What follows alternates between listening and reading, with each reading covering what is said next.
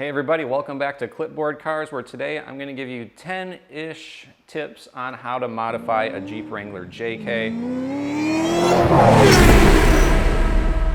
These tips can actually be applied to just about any off-road rig that you're looking to modify, but we're going to specifically look at the JK Wrangler. My first tip after you buy the Wrangler is to actually just drive it for a month or 2 months.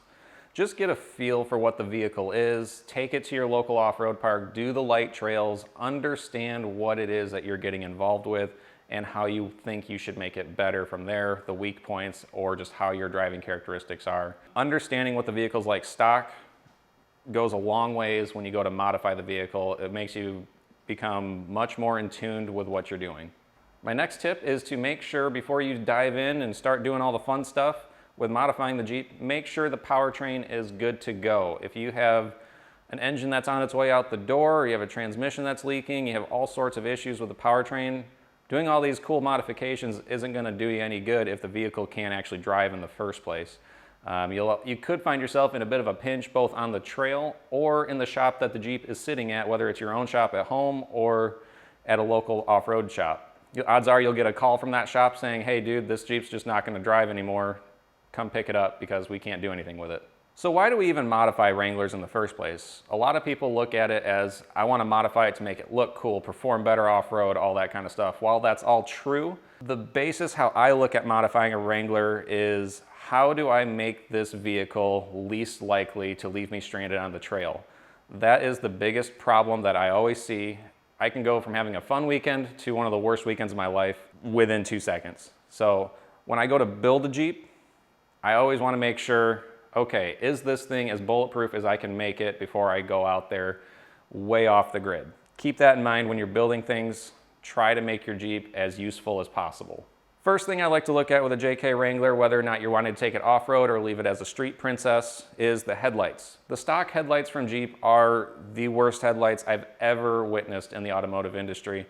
I don't understand how they were legally allowed to be put on a vehicle. They are very dim. I cannot stress enough how important it is to change those out, especially if you do plan on doing any off-roading at night. When you go to upgrade your headlights, make sure you don't go with the cheap knockoff headlights, because I can speak from experience where I've gone through 3 different sets of headlights where the wiring harnesses just don't work and the lights themselves don't work. Or if you do get them to work, they end up flickering over a 2-week period and then they eventually just crap out. Make sure you get yourself a reputable set of headlights. They are your line of sight at night. Don't cheap out on that kind of stuff. So the next thing I look to upgrade is the suspension. And this is where things can get really subjective really fast, and it actually all comes down to how are you gonna use the Jeep. So if you're planning to go really hardcore off-road, make sure you get the suspension that correlates to that. If you're looking to just have a pavement princess, make sure you get the suspension that goes to that as well. If you have a lot of extra budget laying around and you're still gonna have a street Jeep, but you just want it to look like the off-road Jeep, more power to you, spend all the money you want. But just understand though, if you are just building the Jeep to just do some general 2-track trails and just highway driving, just wanna look cool in a lifted Jeep, don't waste your money spending it on the most ridiculous off-road product that you can get just to say that you got it. You're not really showing off to anybody, you're just spending your own money at that point. Just enjoy the vehicle for what it is. Don't overspend on suspension if you don't have to. With that said, if you're trying to save money and just keep it as a street Jeep, I wouldn't necessarily say go with the very cheapest brands, because you still need to have a level of safety with the vehicle to make sure it can handle highway speeds, hit bumps, potholes, railroad tracks. Make sure you still get a good suspension under here, but you don't have to go out and buy like a $5,000 or $10,000 Baja or Rock Crawler or whatever. All right, so the next tip is tires. And this is also gonna be in correlation with a couple of other things, because the tires, the suspension, the axles, it all works together with making sure you've got the right package of what you're trying to do. Tire selection is a key component to understanding if your Jeep is built to handle it or not. Remember, you're just working with a little V6 engine in here and it's trying its best to move whatever you're gonna throw at it. For Jeepers that are just going for the look, really try not to go over a 35-inch tire. If you do go to a 37-inch tire, I hope you're just driving it on the street, because once you take it off-road, those ball joints are just gonna disintegrate really fast. I understand you can get away with a lot, but if you're daily driving this Jeep and you're just trying to make ends meet, you still wanna have a cool looking Jeep, you're really going to put yourself in a tough spot if you actually start off-roading a Jeep with a Dana 30 and 37-inch tires. There's a lot of things that can go wrong. I would say if you are going to have a 37-inch tire, at least get the front axle up to a Dana 44, whether it's a stock or really upgraded to the ultimate Dana 44 from Dana Axles. Now, if you have the Rubicon with the Dana 44, again, a 37, 38-inch tire is great. If you go up to a 40-inch tire, I highly recommend really beefing up that front axle and the rear axle, get some truss work done, upgrade the ball joints, upgrade the axle shafts. Again, we're trying to not fail when we're off-road. We don't want to become stranded. It's all about bulletproofing your Jeep. Now, you'll see people say, well, my buddy, he's got a Wrangler Sahara or he's got a Wrangler Sport. He's running 40-inch tires. He's doing just fine. That guy's riding on a pretty thin line of going down the highway, hitting a bump just wrong and having that whole front axle fall apart. There's a lot of things that can go wrong, especially if he doesn't re-gear his axles. If you don't re-gear your axles when you put these bigger tires on, you're going to suffer from really poor acceleration as well as really overworking that engine. A lot more expensive things can happen when you incorporate bigger tires. It's just a part of the game. Next topic is armor. Armor is, again, there's a lot of different options out there on the market. Why do we put armor on our vehicles? That is to protect it from rocks, trees, whatever your Jeep's going to run into out in the off-road elements.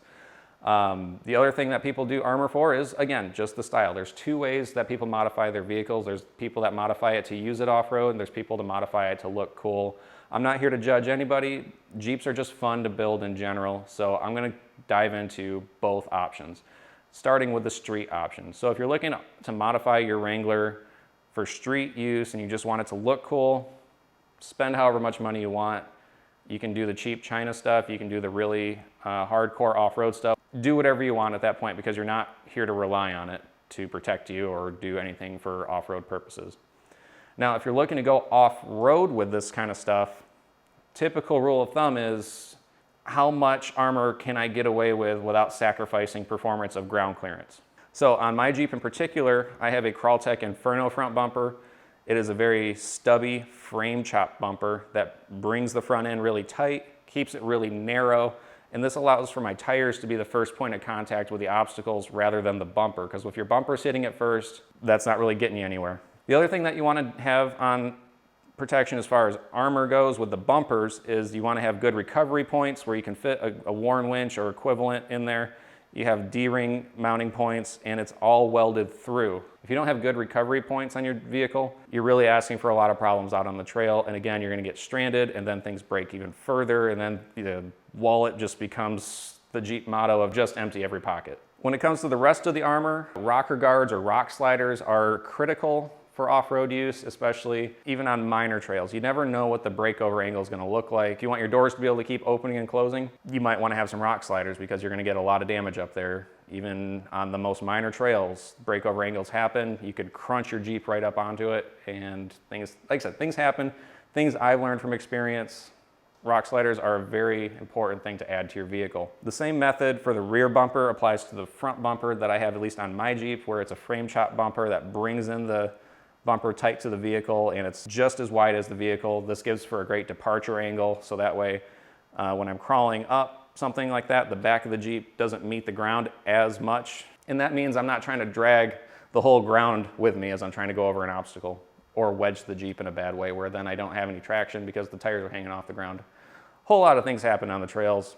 It's not very easy to predict what's going to happen. Again, staying with the topic of armoring your vehicle, if you have a 2007 to 2011 Jeep Wrangler, you don't have a skid plate for the evap canister, I 100% recommend you get that. That could be the very first thing you should get on your vehicle if you plan to take the vehicle off-road, even in a light off-road setting. If you are to puncture that evap canister, the whole Jeep shuts off and it dies right there on the trail. It's a very inexpensive upgrade to get, and like I said, I 100% recommend you get that. Again, just talking from experience. Now, Jeep does give you, depending on which trim level of Wrangler you've bought, the Rubicon gives you a few more extra skid plates underneath. If your budget allows for it, armoring the whole bottom of the Jeep is a great thing to do because, you know, puncturing your oil pan, puncturing the transmission, all that kind of stuff, puncturing the gas tank, all bad things that you don't want to have happen. I wouldn't say it happens often on mild to mid trails. If you're going on the really hard trails,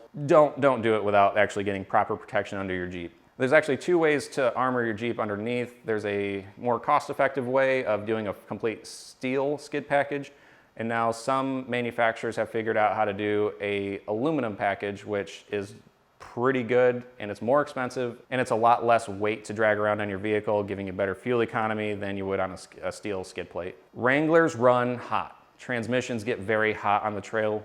Engines get hot on the trail. Any sort of additional cooling that you can add to this vehicle, I highly suggest you do it. When these engines get really hot, bad things can happen. I think that's about all I have to say there. Get whatever coolers you can get for the transmission, extra fans, whatever. If you're going to add a lot of electronics to the Jeep, my next point would be upgrading the alternator and the battery. So if you have a lot of lights that you're throwing on around the vehicle, you're just drawing from the electrical system. If you have a winch, if you have electronic lockers, you have all sorts of things pulling electricity, I highly suggest upgrading the alternator to handle it, as well as having a battery that can also work and coincide with that beefed up alternator. Four-wheel drive linkage. This is going to be important and very cheap, because Jeep, when they designed the JK, the linkage is made from plastic, and there's this little white grommet that just sticks right there in the linkage.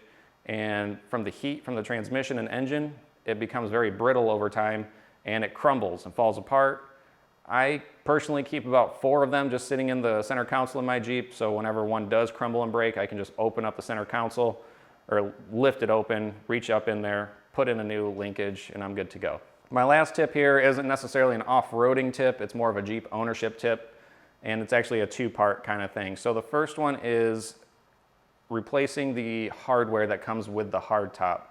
There's a company out there, I believe it's called Rockworks, and they make these really nice screws that replace the factory ones and allow you to easily just unscrew all the hardware from the hardtop to remove it easier and then screw it back in. Just makes life 100 times easier, because the Torx bit heads that the factory screws are, they strip out very easily if you plan on taking your hardtop on and off a lot. Just makes life, like I said, way easier. It's worth the investment. It seems kind of trivial when you see the product, because you're like, it's just a bolt, but after using it, life has been really easy for me. Another one would be a hardtop removal system, whether you're using a winch hooked to your ceiling, or if you use something from Lift Top Pros with their cart, it literally just pushes in, lift it up, take it out. It's a one-person job. Again, it's just things that make life a lot easier. A lot of Jeep owners rely on having to ask a friend. They drive out, they both lift it off. It becomes this whole process of just getting the Jeep disassembled. Then by whatever means, you get caught in the rain, and then you're like, oh, all right, we got to get this thing back. We got to struggle to get the hardtop back on. These are just kind of a la carte upgrades that I recommend. But again, why make life harder?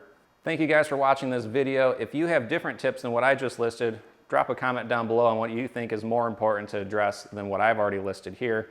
I'm always happy to learn and understand where other people are coming from when they're modifying Wranglers. Make sure you feel free to subscribe to this channel, like this video. We'll see you guys around for the next one.